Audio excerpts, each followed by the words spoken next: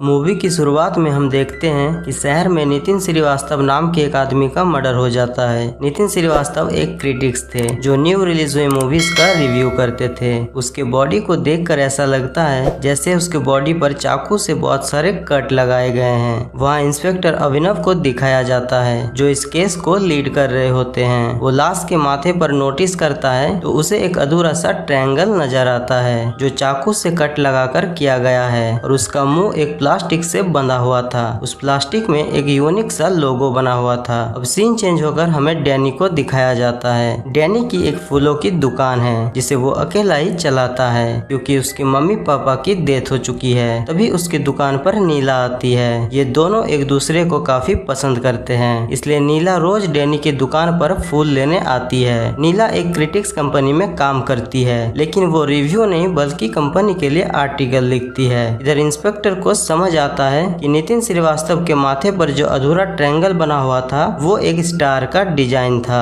जो किसी कारण किलर पूरा नहीं कर पाया। अगले दिन एक और क्रिटिक्स का मर्डर हो जाता है। इस बार ये मर्डर क्रिकेट ग्राउंड पर किया गया था। लाश के सारे पार्ट्स को काट कर ग्राउंड में इधर उधर फेंक दिए गए थे और लाश के माथे पर डेड स्टार बना हुआ था क्योंकि उसने न्यू रिलीज एक मूवी पर डेड स्टार दिया था। उसके रिव्यू पढ़ने पर पता चलता है कि उसने अपने रिव्यू में लिखा था कि मूवी की हट तो एक जगह पर है पर बाकी पार्ट्स इधर उधर फैले हुए हैं। तब इंस्पेक्टर को समझ आ जाता है कि किलर क्रिटिक्स को उसी तरह मार रहा होता है जैसा कि उसने अपने रिव्यू में लिखा था। अब सीन चेंज होकर हमें डैनी को दिखाया जाता है जो नीला के लिए कागज के फूल बना रहा होता है और हैप्पी बर्थडे गुनगुना रहा होता है। लेकिन आज तो नीला का जन्मदिन था ही नहीं। डैनी वो फूल लेकर नीला के घर जाता है और उसे गिफ्ट करता है। नीला को कागज के फूल काफी पसंद आते हैं। यहाँ हमें पता चलता है कि नीला अपने माँ के साथ रहती है जिन्हें दिखाई नहीं देता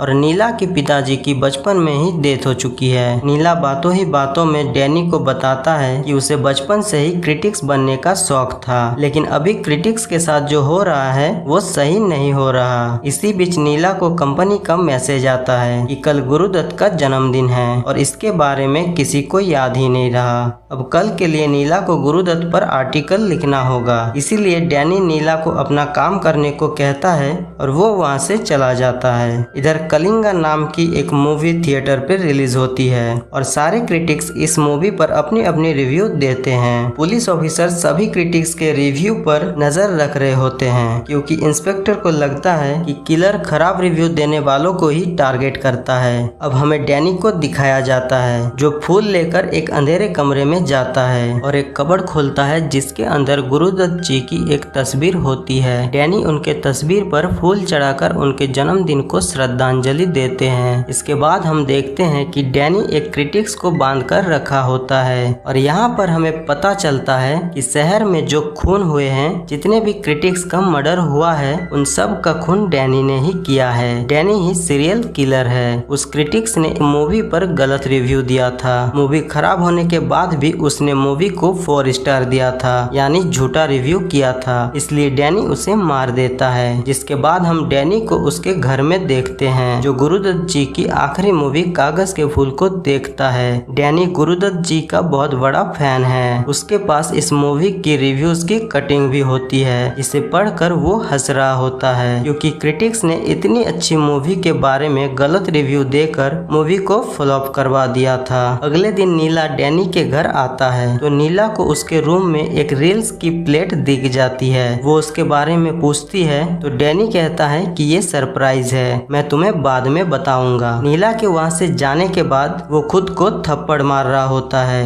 वो कहता है कि सब गड़बड़ हो गया, उसने इस रील्स को देख लिया और वो अब रील्स को उठाकर तहखाने में जाकर छुपाता है। वहाँ हमें पता चलता है कि डैनी कोई आम इंसान नहीं है, वो एक डायरेक्टर है। उसके पास बहुत सारी रील्स की प्लेट है और उसके पास उसकी मूवी का पोस्टर भी है। इधर इंस्पेक्टर को दिखाया जाता है जो सारे मर्डर्स का इन्वेस्टिगेशन करके ये पता लगा लेता है कि किलर सिर्फ उसी क्रिटिक्स को अपना टारगेट बनाता है जो मूवी के गलत रिव्यू देता है। इसलिए इंस्पेक्टर एक प्लान बनाता है और वो एक ऐसी क्रिटिक्स को ढूंढ रहे हैं जो मूवी के बारे में गलत रिव्यू लिखे ताकि किलर उसे पढ़ने के बाद उस क्रिटिक्स को मारने आए और पुलिस उसे पकड़ ले। लेकिन ऐसा क्रिटिक्स उन्हें मिल ही नहीं रहा था क्योंकि सभी डरे हुए थे। इसलिए इंस्पेक्टर नीला के पास जाती है क्योंकि वो एक क्रिटिक्स कंपनी में आर्टिकल लिखती है और वो आगे चलकर क्रिटिक्स बनना चाहती है, इसलिए वो मान जाती है। अब अगले दिन एक डिंग डोंग नाम की मूवी रिलीज होती है जो एक मास्टरपीस मूवी थी,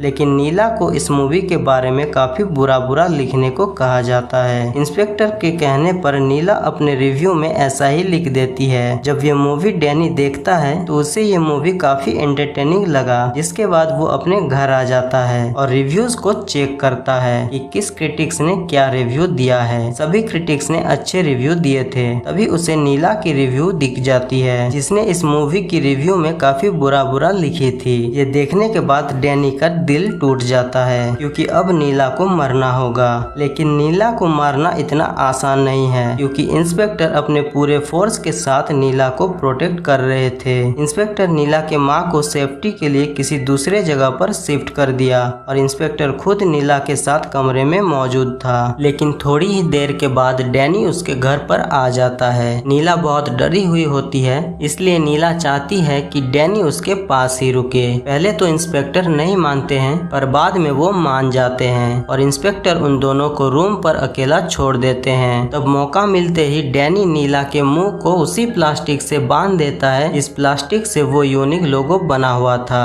और उसे खिड़की से नीचे फेंक देता है जो कि किसी को भी दिखाई नहीं देता। तब डैनी बाहर आकर इंस्पेक्टर से काफी बुरी तरीके से बात करता है जिससे कि इंस्पेक्टर को गुस्सा आ जाता है और वो डैनी को बिल्डिंग से बाहर निकाल देता है। असल में डैनी यही चाह रहा था कि इंस्पेक्टर उसे किसी तरह से बाहर निकाल दे जिससे कि वो नीला की बॉडी को सही तरीके से ठिकाने लगा सके, और ऐसा ही होता है। डैनी ने नीला को खिड़की से जहाँ पर फेंका था वो उसे वहाँ से उठाता है और उसे एक खुफिया जगह पर ले जाता है जहाँ पर उसके हाथ पैर को पूरी तरह से बांध देता है और डैनी उससे पूछता है कि उसने डिंग डोंग मूवी की रिव्यू में इतना बुरा लिखा किस वजह से। अब नीला उसे कहती है कि इंस्पेक्टर के कहने पर मैंने ऐसा किया, जिस पर डैनी उसे कहता है कि तुम्हें ऐसा नहीं करना चाहिए था, अब तुम्हें मरना होगा। इधर हम देखते हैं कि इंस्पेक्टर को पता चल चुका होता है कि नीला रूम पर नहीं है और डैनी ही सीरियल किलर है। तब इंस्पेक्टर पूरी फोर्स के साथ नीला को ढूंढने के लिए निकल पड़ते हैं। बहुत देर तक ढूंढने के बाद इंस्पेक्टर उस जगह पर पहुंच जाता है जहां पर नीला और डैनी मौजूद था। डैनी नीला को मारने वाला होता है कि तभी इंस्पेक्टर डैनी पर गोली चला देता है और नीला को सही सलामत वहां से निकाल लेता है। इसके बाद पुलिस डैनी के घर की तलाशी लेता है तो वहां उन्हें एक मूवी की रील्स मिलती है। वो सब उस रील को लगाकर देखते हैं जो उसकी खुद की बायोपिक मूवी थी। उस मूवी में उसने दिखाया होता है